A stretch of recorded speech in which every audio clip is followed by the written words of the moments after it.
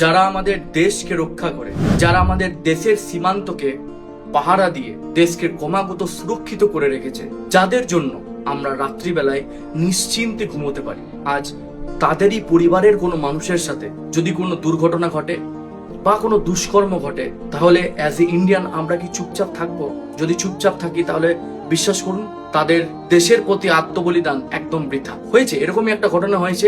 IAF অর্থাৎ Indian air force officer তার স্ত্রীর সাথে জঘন্যতম ঘটনা ঘটেছে। স্বামী যখন ইন্ডিয়ান এয়ারফোর্সে ডিউটি করছে নিজের, ঠিক তখনই তার স্ত্রী নাগপুরে, যেহেতু তার প্রপার্টি ডিলিং এর ব্যবসা রয়েছে, তাই তার সাথে কন্ট্যাক্ট করে একজন তার ক্লাসমেট যার নাম আয়াজ তাজ মাজারে, এবং তাকে জমি কেনার অজুহাতে দেখা করার কথা বলে এবং হোটেলে নিয়ে যায় এবং মেয়েটির খাবারে ড্রাগস মিশিয়ে তাকে অচেতন করে ধর্ষণ করে।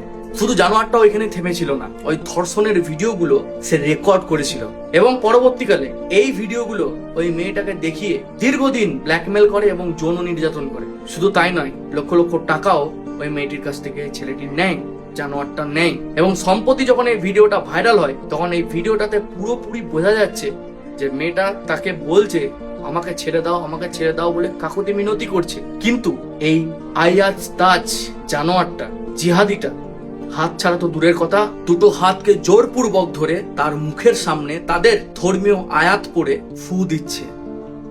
একবার ভাবো শুধু যে কত ঘৃণা, কত হিংসা জমে আছে ওদের মনে হিন্দুদের প্রতি। আর এই ঘটনায় আয়াজ তাজ কিন্তু একাই নয়, তারও আরো দুজন বন্ধু এই কাজের সাথে যুক্ত, যাদের নাম হযরত মৌলানা এবং আমিন শেখ। পুলিশ অলরেডি দুজনকে গ্রেপ্তার করেছে, এই আয়াজ তাজ মূল অভিযুক্ত এবং আমিন শেখকে। হযরত মৌলানা এখন অব্দি পলাতক। যে আমরা কি পারি না এই বিষয়টাকে প্রত্যেকটা মানুষের কাছে পৌঁছে দিতে? কারণ খুব কম নিউজ চ্যানেলে আছে যে এই ঘটনাটাকে কভার করছে, বেশিরভাগ নিউজ চ্যানেলগুলো এই বিষয়টাকে পুরো ইগনোর করেছে। অ্যাজ এ ইন্ডিয়ান আমি এটা মনে করি যে লোকটা আমাদের ভালোর জন্য, আমাদের রক্ষার্থে, দেশের রক্ষার্থে নিজের পরিবারকে ছেড়ে ওই সীমান্তে দাঁড়িয়ে দেশকে রক্ষা করার কাজ করছে না, তার পরিবারের কিছু হলে আমরা অ্যাজ এ ইন্ডিয়ান আমাদের তার পাশে দাঁড়ানো উচিত বলে আমি এটুকু মনে করি। বাকিটা আপনারা ভালো বুঝবেন।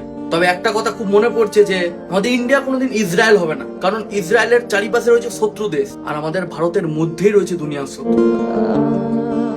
জয় হিন্দ, বন্দে মাতরম, ভারত মাতা কি জয়।